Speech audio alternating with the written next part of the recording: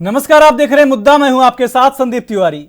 अनुराग ठाकुर की ओर से राहुल गांधी की जाति को लेकर दिए गए बयान पर संसद में आज फिर जोरदार हंगामा हुआ। विपक्ष के नेता हंगामे के बीच लोकसभा की कार्यवाही को स्थगित करनी पड़ी। आपको बता दें कि किरेन रिजिजू ने कांग्रेस पर देश में अराजकता भड़काने का आरोप लगाया है। दरअसल मंगलवार को लोकसभा में विपक्ष और सत्ता पक्ष के बीच तीखी नोकझोंक देखने को मिली। इस दौरान भाजपा सांसद अनुराग ठाकुर ने विपक्ष के नेता राहुल गांधी पर पलटवार करते हुए उनकी जाति पर सवाल खड़ा कर दिया था। पूर्व कैबिनेट मंत्री और बीजेपी सांसद अनुराग ठाकुर ने कहा, जिसकी जाति का नहीं पता वह जातिगत जनगणना की बात करता है।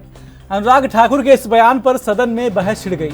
इस दौरान कांग्रेस सदस्य लोकसभा के वेल में आ गए। राहुल गांधी ने इसके जवाब में कहा कि उनका अपमान किया गया है और हमलों के बावजूद इंडिया गठबंधन सुनिश्चित करेगा कि जाति जनगणना कराई जाए। कल के हंगामे का असर आज भी सदन में देखने को मिला। लोकसभा की कार्यवाही शुरू होते ही विपक्षी सदस्य वेल में आ गए और नारेबाजी शुरू कर दी। विपक्ष के हंगामे के बीच प्रश्नकाल की कार्यवाही जारी रही। विपक्ष के नारों का शोर बढ़ा और विपक्षी सदस्य वी वांट कास्ट सेंसस के पोस्टर जब लहराने लगे, स्पीकर ओम बिरला ने उन्हें टोका। हंगामे के कारण सदन की कार्यवाही भी कुछ देर के लिए स्थगित करनी पड़ी। स्पीकर ने कहा कि बीएससी में पहले ही तय हो चुका है कि कोई भी माननीय सदस्य तख्ती लेकर नहीं आएगा, ये नहीं चलेगा। स्पीकर ने विपक्ष के सदस्यों से कहा कि आप नियोजित तरीके से सदन की कार्यवाही में गतिरोध उत्पन्न करने, इसे बाधित करने के लिए आए हैं, ये नहीं चलेगा। बड़ा सवाल यह है कि एक तरफ विकास की बड़ी बड़ी बातें हो रही हैं और दूसरी ओर राजनीति जाति के इर्द गिर्द क्यों खड़ी होती दिखाई दे रही है। इन्हीं सब मुद्दों पर चर्चा करेंगे। हमारे साथ कुछ खास मेहमान भी जुड़ेंगे। पहले कुछ प्रतिक्रियाएं आपको सुनाते हैं। क्या बीजेपी कांग्रेस पार्टी के नेता या किसी भी व्यक्ति की जात पूछ सकती है?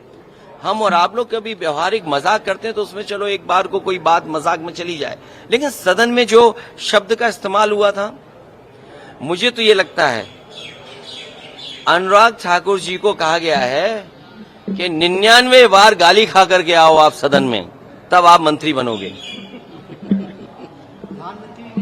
और जाति का सवाल जिसको जानना है, बाबा साहब भीमराव अम्बेडकर जी की किताब एनिमिलेशन ऑफ कास्ट, एनिमिलेशन ऑफ कास्ट जरूर पढ़नी चाहिए। अगर कोई इस सदन में और जिस विचारधारा से हम लोग जुड़े हैं, नेताजी जुड़े रहे, डॉक्टर राममनोहर लोहिया जी की विचारधारा को लेकर के जा रहे हैं, उन्होंने जाति तोड़ो की बात कही थी।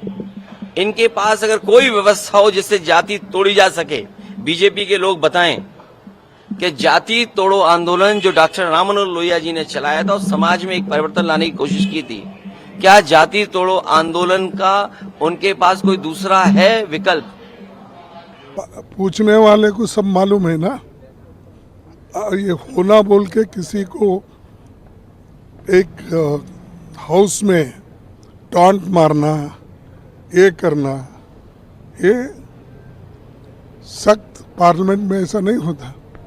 पार्लियामेंट में तो किसी की जाति पूछी नहीं जाती और वो कौन से जात के हैं वो मालूम है उनको। और ये पर्पसली किसी को इंसल्ट करने के लिए उसने कहा है, ये अच्छा नहीं है। और मैं कहूँगा कि उनमें से कितने लोग हैं, उनके बड़े बड़े लीडर इतने इंटरकास्ट मैरिजेस कर लिए, आपके पास तो लिस्ट होगा। हर बड़े लीडरों का बात कर रहा हूँ मैं, छोटे लीडरों का नहीं, मंत्रियों का।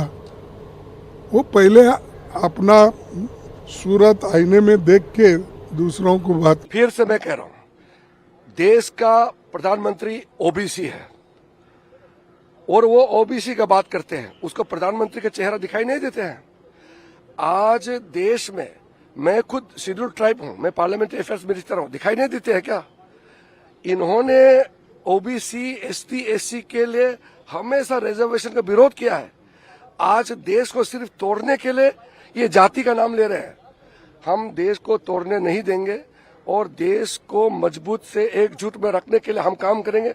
कमजोर वर्गों के लिए, एससी, एसटी, ओबीसी के लिए मोदी जी ने जो काम किया है, किसी नेता ने, किसी प्रधानमंत्री ने नहीं किया आज तक।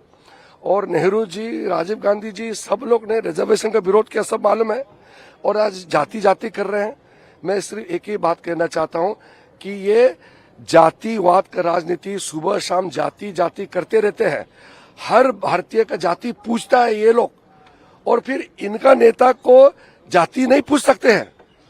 आप लोग सवाल कीजिए राहुल गांधी को कि आप देश के लोगों का जाति पूछते रहते हैं, आपका जाति को क्यों नहीं पूछ सकते? हो गया अनुराग ठाकुर के कल के बयान को लेकर के विपक्ष कह रहा है कि राहुल गांधी का अपमान कर दिया गया उनको जाति पूछ करके। अखिलेश यादव भी कह रहे हैं कि जाति कोई कैसे पूछ सकता है। क्या अपमान हुआ? कौन सा गुनाह किया अनुराग ठाकुर ने? सही तो पूछा। अगर कोई मुझे जाति पूछे, धर्म पूछे तो क्या दिक्कत है? अगर मुझे कोई पूछे तो मुझे क्या दिक्कत है? लेकिन मैं भी पूछता हूं, राहुल जी जरा आप बताना दें आपकी जाति क्या है, आपका धर्म क्या है?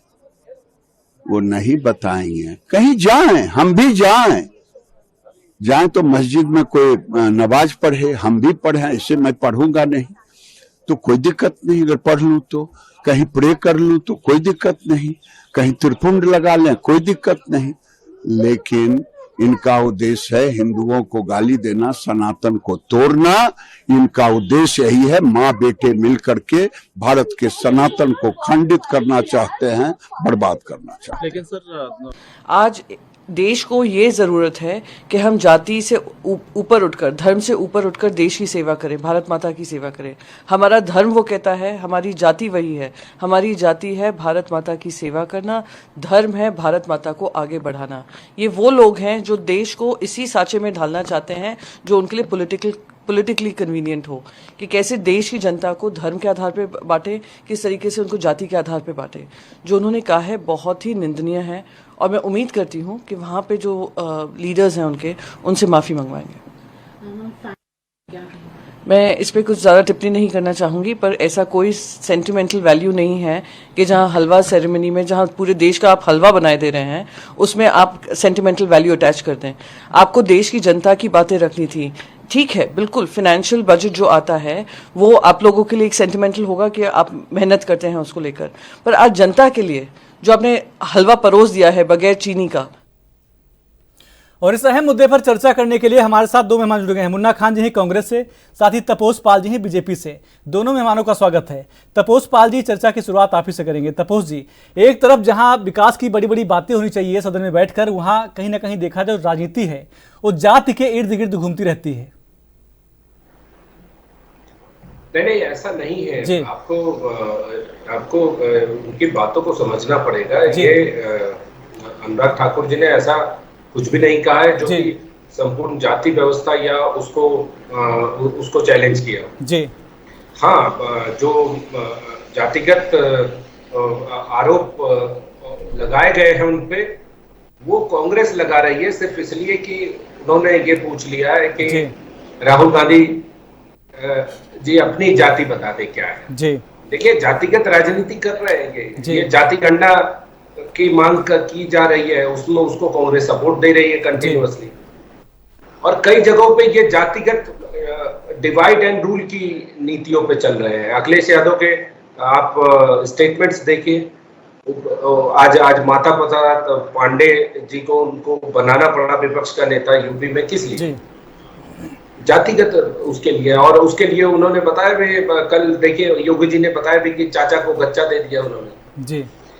तो आपको ये चीजें समझनी पड़ेगी कि जातिगत चीजों को सामने रख के किस तरीके से लड़ाया जा रहा है। अब मैं आता हूँ आरक्षण पे जी।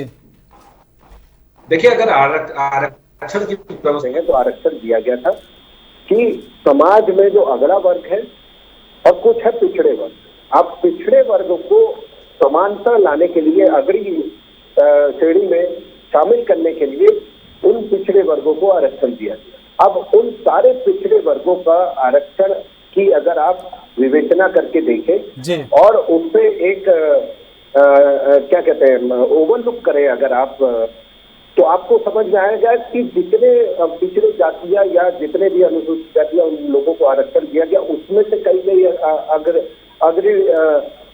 मतलब उसमें भी कई लोग फॉरवर्ड क्लास बन गए हैं जी। अब ये जो फॉरवर्ड क्लास है, इनको सही में आरक्षण की आवश्यकता है क्या? नहीं है, लेकिन फिर भी ये आरक्षण ले रहे हैं क्योंकि ये आरक्षण वाले जाति में शामिल है। तो इन सब चीजों को रखते हुए और जो अग्रणीय समाज जिनको वो पहले माना गया था, ब्राह्मण समाज में भी कई लोग, वैश्य समाज में भी और बनिया समाज में भी कई लोग ऐसे हैं जो कि पिछड़ी जातियों से भी उनकी स्थिति बहुत दयनीय है। उनको मिलना चाहिए आरक्षण, उनको सामने लाना चाहिए, उनको पूरा अधिकार है इस देश के संसाधनों पे।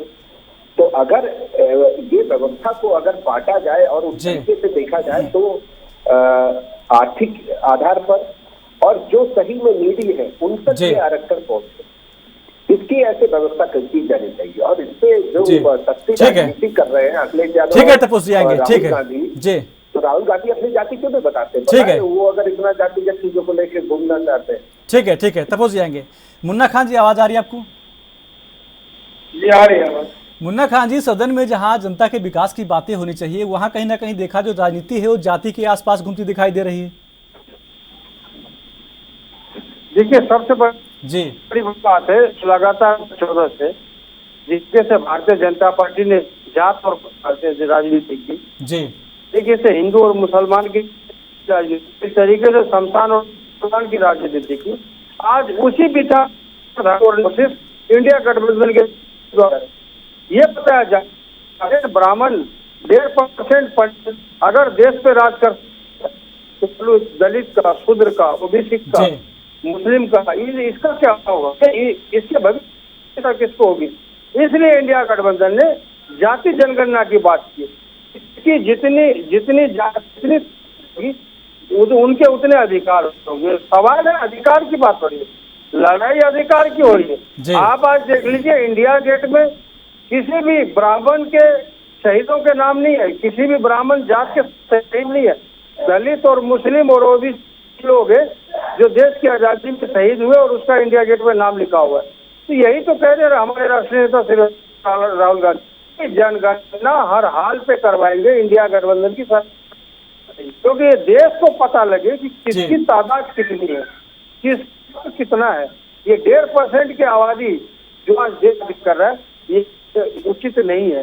इसलिए जाति जन है, आपको पता लगेगा किसी के लोग कितने हैं और उस देश में जो आंखें खुलेगी, क्योंकि भारतीय जनता पार्टी ने बांटने की राजनीति है। ठीक है मुन्ना खान जी, एक छोटा सा सवाल है आपसे, छोटा सा सवाल है मुन्ना खान जी, अगर जातिगत जनगणना हो जाती है, मुन्ना खान जी अगर जातिगत जनगणना होती है तो देश को इससे क्या फायदा होगा, आप बताइए पहले। नहीं, देश को फायदा होगा जी, देश को इसलिए फायदा होगा कि 1.5% है देश पे राज कर रहा है। अमित शाह कौन है?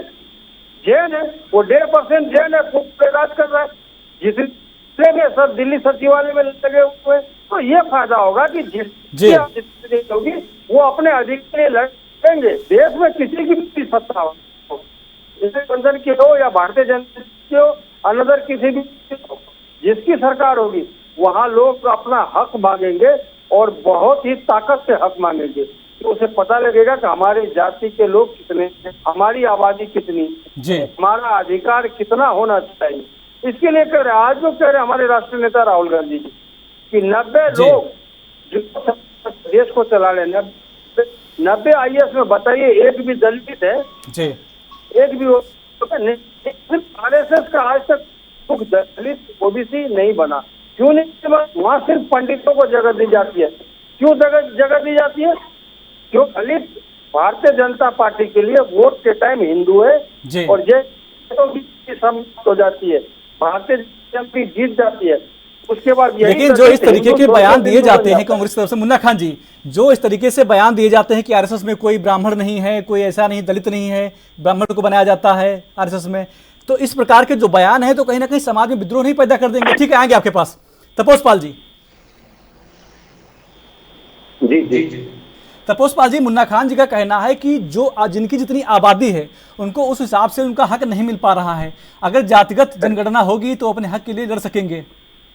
तो राहुल गांधी प्रधानमंत्री बनेंगे, कौन सी जाति को निर्धारण करते हैं ये तो बता दें, वो अपना धर्म बता दें, जाति बता दें। वही तो सवाल पूछा गया था, अनुराग ठाकुर जी ने वही सवाल तो पूछा था, उधर वो बुरा मान गए।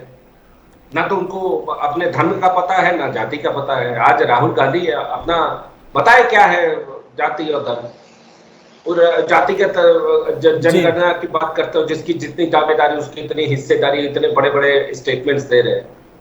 देखिए, मूलभूत चीजों पे जो अनुराग ठाकुर जी ने बोला था वो बहुत बड़ी चीज बताया था कि आज का जब युवा जन्म लेता है तो उसको अपने टैलेंट के बारे में सोचना चाहिए, अपने आने वाले समाज के बारे में सोचना चाहिए, क्योंकि आजकल एआई का जमाना है, चीजें बढ़ रही है।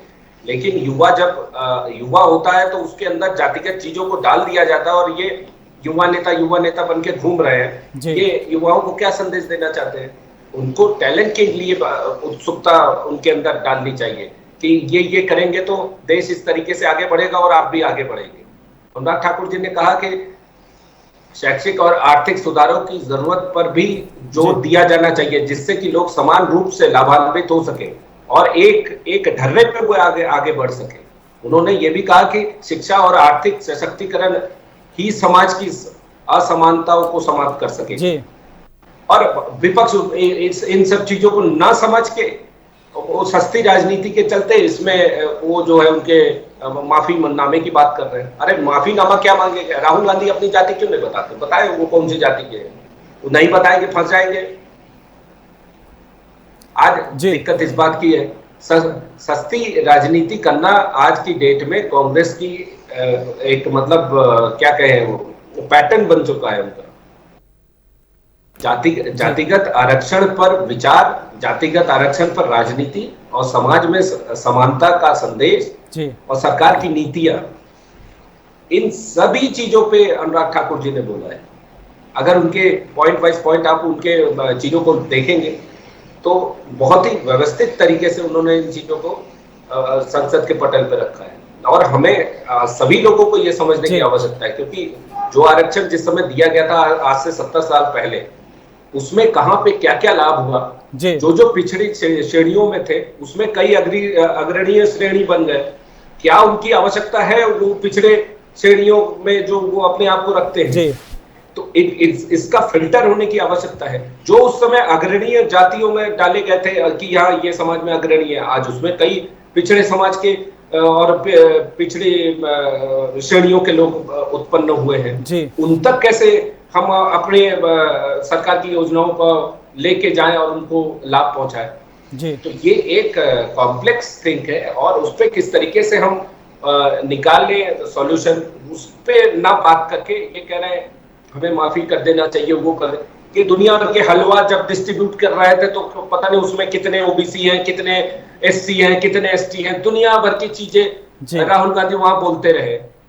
अब आप एक बात बताइए, आप जब दुनिया भर में राजनीति को, इस जाति को इस तरीके से उछालेंगे अपनी राजनीति के लिए, तो अपनी जाति के बारे में ही बता दीजिए। वही तो पूछा है उन्होंने कि भैया आप कौन सी जाति से, तो बता दो। आप दुनिया भर का ठेका लेके आप यहाँ बैठे हो। ठीक है और एक चीज और बता दूं मैं, ये हलवा की बात कर रहे थे। देखिए, जीप घोटाले का हलवा किसने खाया? यूरिया घोटाले का हलवा किसने खाया? बफोर्स घोटाले का हलवा किसने खाया? नेशनल हेराल्ड घोटाले का हलवा किसने खाया? अगस्ता वेस्टलैंड के हलवा जो घोटाला हुआ उसका हलवा किसने खाया? 2G में इतने बड़े लेवल पे घोटाला हुआ, किसने खाया उसका हलवा? कॉमनवेल्थ गेम का वाल्मीकि योजना में जो घोटाला हुआ उसका हलवा किसने खाया? और चारा घोटाले में हलवा किसने खाया? और चारा घोटाले के जो आरोपी है उसके साथ आप स्टेज शेयर करते हैं, आप हलवे की बात कर रहे हैं। ठीक है, पूरी कांग्रेस डूबी हुई है करप्शन में। आज जातिगत चीजों को लेके वो सस्ती राजनीति करके शॉर्टकट माध्यम से ये सत्ता तक पहुंचने की कोशिश कर रहे हैं। ठीक है तपस जी। मुन्ना खान जी, सिर्फ जातिगत जनगणना को लेकर कांग्रेस लगातार जवाब उठाती रहती, सवाल उठाती रहती सरकार के ऊपर, लेकिन शैक्षणिक और आर्थिक सुधारों के बारे में कोई बात नहीं करती कांग्रेस, ऐसा क्यों? नहीं, आर्थिक सुधार तभी होगा जब आपको पता लगे आपके परिवार में कितने सदस्य हैं। आर्थिक सुधार तो तभी होगा अगर हमें पता ही नहीं कि हमारे परिवार में 11 सदस्य हैं कि 9 सदस्य हैं। तो जब तक पता लगे 11 सदस्य है तभी तो आर्थिक सुधार होगा। कहाँ इस सदस्य को इतने देने, इस सदस्य की ये जिम्मेवारी है, इस सदस्य की ये भूमिका है। पहले सदस्य का पता लगाएंगे कि किस जाति के कितने लोग हैं, उसके बाद उसके अधिकार की बात होगा, उसके बाद उसके सुरक्षा की बात होगी, उसके बाद उसके विकास की बात होगी। सबसे पहला काम जाति जनगणना होगा, जिससे ये पता लगे देशवासियों को किस जात के लोग कितने हैं, किस धर्म किस समुदाय के कितने लोग हैं। उसके बाद ही पता लगेगा। बहुत जातिवाद की राजनीति भारतीय जनता पार्टी करती है, इसलिए कांग्रेस ने बताया कि पहले आप पता तो करो कि किस जाति के कितने लोग हैं, उसके बाद आप जात की राजनीति कर लेना। जात धर्म की राजनीति से बहुत पुराना रिश्ता है आपका, लेकिन पहले पता तो करो किस जाति के कितने लोग हैं, उसके बाद आप राजनीति करना। लेकिन मुन्ना खान जी, धर्म को लेकर कहीं ना कहीं देखा जाए राहुल गांधी पर शुरुआत से ही कहीं ना कहीं देखा जाए कई ऐसे बयान आए हैं जो राहुल गांधी के खिलाफ आते रहे हैं। नरोत्तम मिश्रा ने कह दिया था कि इच्छाधारी हिंदू है राहुल गांधी। इस प्रकार के जो बयान है कहीं ना कहीं राहुल गांधी के खिलाफ क्यों आते रहते हैं? देखिए जी, नरोत्तम मिश्रा मध्य प्रदेश के गृह मंत्री रह चुके हैं जी, वो कुछ भी कह सकते हैं। भारतीय जनता पार्टी के शासनकाल में लोगों को अधिकार है बोलने का। जी, आपने देखा किस तरीके से अनुराग ठाकुर ने जात की बात पूछ ली, वहीं पे एक जात के लोग बैठे थे अखिलेश यादव, उन्होंने बताया कि जाति पूछने का अधिकार आपको किसने दिया। तो ये लोग खूब शर्मिंदा हो रहे देश के सामने, समाज के सामने। लेकिन मुन्ना खान जी, बात यही खत्म नहीं होती है। अगर बीजेपी वाले कुछ बोल रहे हैं तो कांग्रेस कहाँ शांत रहती है? कांग्रेस भी तो सनातन को लेकर पता नहीं क्या क्या बोल जाती है। नहीं, सनातन के लिए कांग्रेस ने कभी कुछ नहीं बोला। सनातन धर्म के लिए कांग्रेस ने कुछ नहीं बोला। हाँ, हमारे राहुल गांधी ने जरूर बोला कि हिंदू समाज मोदी नहीं है, हिंदू समाज आरएसएस नहीं है। हिंदू समाज एक विचारधारा, एक धर्म, एक आस्था का विषय है, इसको कोई राजनीतिकरण करने का काम न करे। इसलिए उन्होंने कहा था, उन्होंने ये कहा था कि राम को लाने वाले आज खुद अयोध्या नहीं जीत पाए। उन्होंने कहा कि राम की विचारधारा के लोग ये लोग है ही नहीं, बात राम की करते हैं और काम गलत काम करते हैं। तो सारी बातें हैं जो देश और जनता के नजरों में है, जो समझ में आप धीरे धीरे लोगों को आ रही है। ठीक है, तपोस पाल जी, मुन्ना खान जी का कहना है कि बीजेपी के जो भी लोग हैं उनको बोलने का हक है, वो कुछ भी बयान दे सकते हैं राहुल गांधी के ऊपर। देखिए, मैं मुन्ना खान जी से अनुरोध करूंगा कि वो अभी कह रहे थे कि फैजाबाद की सीट को वो अयोध्या बता रहे, ठीक है, अयोध्या की सीट वो जीते हैं तो गए हैं, मुन्ना खान जी गए, राम मंदिर गए कभी? राम हमारे आस्था का विषय है। आप प्राण प्रतिष्ठा में नहीं गए, आपने बता दिया कि हाँ भाजपा का वो एजेंडा है, ये वो, ठीक है। आप उसके बाद कभी गए हैं राम मंदिर? तो किस मुंह से आप राम का नाम लेते हैं? आपने गोली चलवा दिया उनके साथ बैठ के, उनके पिताजी ने गोली चलवाया था राम भक्तों पे, और उसके लड़के के साथ बैठ के यहाँ आप सरकार चला रहे हैं, बड़ी बड़ी बातें कर रहे हैं, इधर उधर करके आपने चुनाव जीता, उसके बाद आप बड़ी बड़ी बातें कर रहे हैं। 8,500 रुपए आपने अपने ही, मुन्ना खान जी आते हैं मुस्लिम समाज से, मुस्लिम समाज की महिलाओं को किस तरीके से तिरस्कृत किया गया, तो भरी गर्मियों में वो लाइन लगा के कांग्रेस के दफ्तर में खड़े हो गए कि 4 जून से इनको 8,500 रुपए मिलेगा। उस पर आप कुछ बोलते नहीं है, आप राम मंदिर पे चले आते हैं कि राम की आस्था, राम के विचार, राम के राम को अगर आप जानते तो आज ये बात न कहते आप। राम हमारे लिए राजनीति का कभी विषय नहीं रहा है, राम हमारे लिए आस्था का विषय रहा है, और हमारे लिए आज भी राम उतने ही पूजनीय हैं जब जितने पहले थे। लेकिन समझ आप में बदलाव आया है, राजनीति आप कर रहे हैं राम को लेके, जो तुरंत अभी यहाँ पे बता दिए कि राम की सीट हार गए। ये राम की कौन सी सीट आप बना के रखे हैं उसमें? हाँ, अयोध्या में मंदिर बना है, 500 साल का इतिहास है उसके संघर्ष का। आप गए, एक बार भी गए? बताइए। राम की आस्था आप तो जीत गए, चलिए आपने कहा ना अभी कि अयोध्या की सीट जीत गए, राम की सीट आप जीत गए, राम का आशीर्वाद आपको मिला, गए हैं आप मंदिर, जाके दिखाइए। आप इतनी हिम्मत ही नहीं है कि आप जा पाए वहां पे।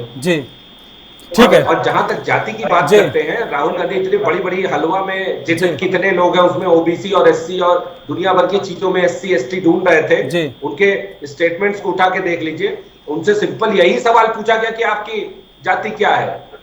राहुल गांधी की कुछ जाति तो होगी ना, वो कहते हैं कि हम हिंदू हैं, तो हिंदू हैं तो बताएं उनकी जाति क्या है, तो यही नहीं समझ में आता। मुन्ना खान जी, अगर राहुल गांधी से उनकी जाति पूछ ली जाती है तो फिर बताने में समस्या क्या आती है? मैं ये पूछना चाहता हूँ, राहुल गांधी से जात पूछने का अधिकार इसको किस संविधान ने दिया है, ये बताए सबसे पहले। संविधान में लिखा है किसी की जाति संविधान ने दिया, और उनकी जाति क्या है वो किसको पता नहीं। तो मुन्ना खान जी, जो जातिगत जनगणना होगी उसमें भी जाति पूछेंगे ना आप, जाति पूछी जाएगी ना उसमें?